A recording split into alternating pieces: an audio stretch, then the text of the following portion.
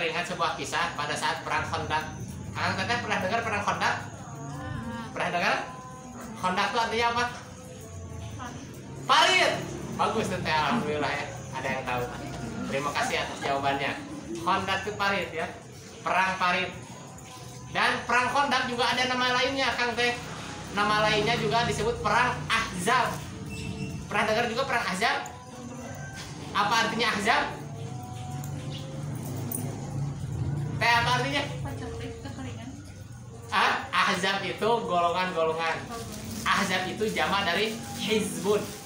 Hizbun itu partai atau golongan.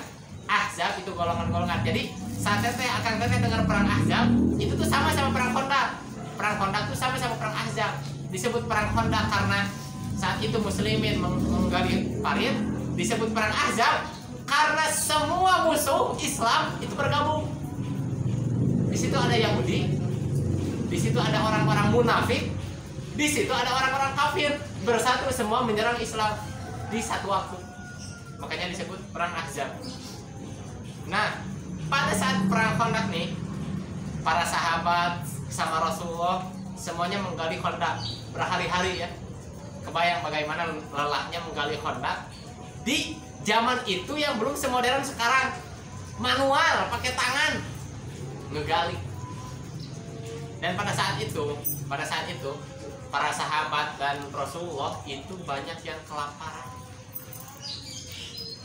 tidak mendapat konsumsi makanan berhari-hari, tenaga terus dikeluarin, asupan makanan tidak ada atau bahkan terbatas. Kemudian ada salah satu sahabat yang melihat Rasulullah, ini Rasulullah sangat lapar sekali. Jabir bin Abdullah izin untuk menemui istrinya di rumahnya. Dia bertanya, apakah ada makanan?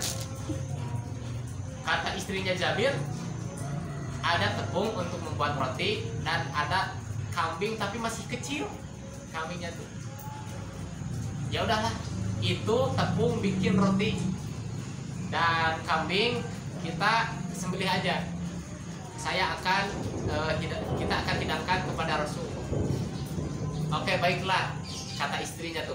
Tapi jangan sampai sahabat yang lain tahu. Ajak aja Rasulullah dan beberapa orang aja. Kambingnya cuma anak kambing, bukan kambing yang gede, bukan. Kambing kecil. Ajak Rasulullah dan beberapa orang aja. Sembunyi-sembunyi, jangan sampai sahabat yang lain tahu. Karena kita gak bisa ngasih semuanya. Kemudian Jabir datang kepada Rasulullah. Ya Rasulullah, kami akan menghidangkan makanan kepadamu, silahkan datang ke rumah kami, kita makan.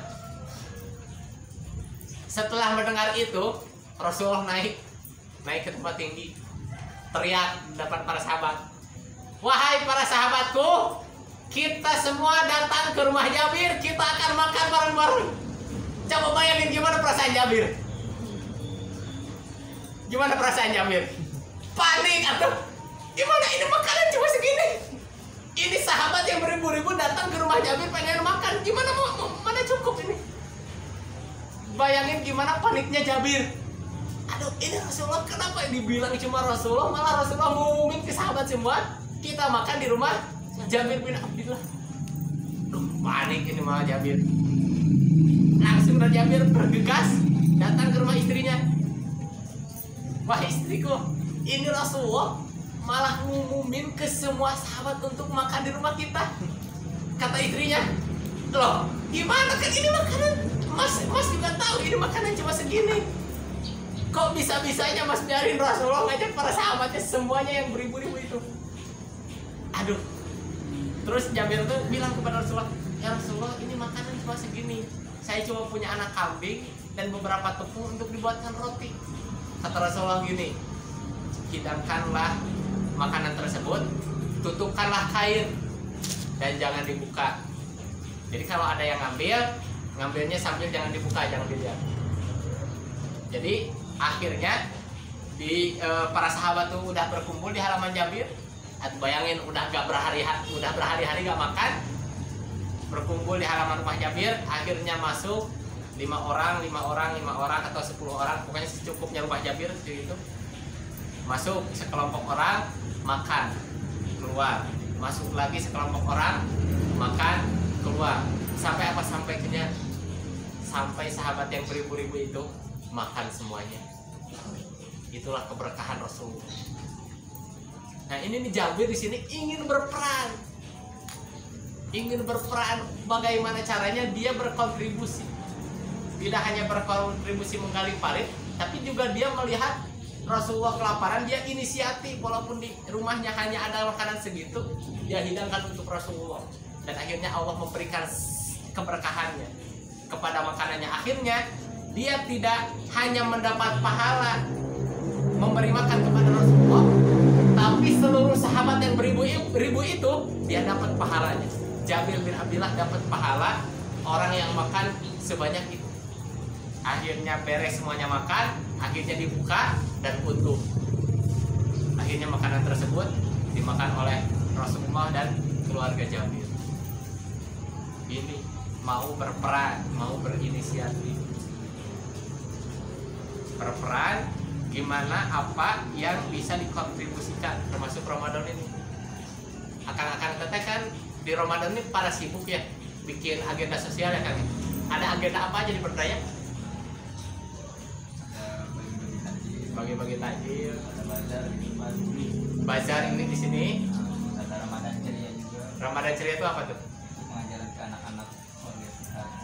Oh, warga sekitar, masya Allah. Berdaya ini udah umurnya lama, berapa lama? Mau ke 9 tahun ini. Oh, masya Allah. Emang akan tuh direktur sekaligus founder juga? Nah, foundernya ada Kang Agus. Kang Agung foundernya. Kang masih di Garut? Bukan. Oh, bukan, masih mana? Purwokerto. Purwokerto. Kang Agung masih di Garut. Iya. Oh, masya Allah. Teteh-teteh ini tergabung dalam panitia semua nih, akang teteh ini? Atau ada yang eksternal? Internal. Coba teteh-teteh yang tergabung dalam Berdaya ini coba mana? Yang termasuk panitia gitu. Kacung atuh tuh. Kenapa ini ngacungnya ragu-ragu? Kok bisa ngacungnya ragu-ragu? Karena jarang berkontribusi gitu. Sering izin. Oh, enggak. Ya mudah-mudahan akan teteh diberikan keistiqomahan ya. Dan diberikan jodoh yang terbaik. Selalu itu ya harus jadi doa yang paling inti. Jodoh terbaik. Nah itu.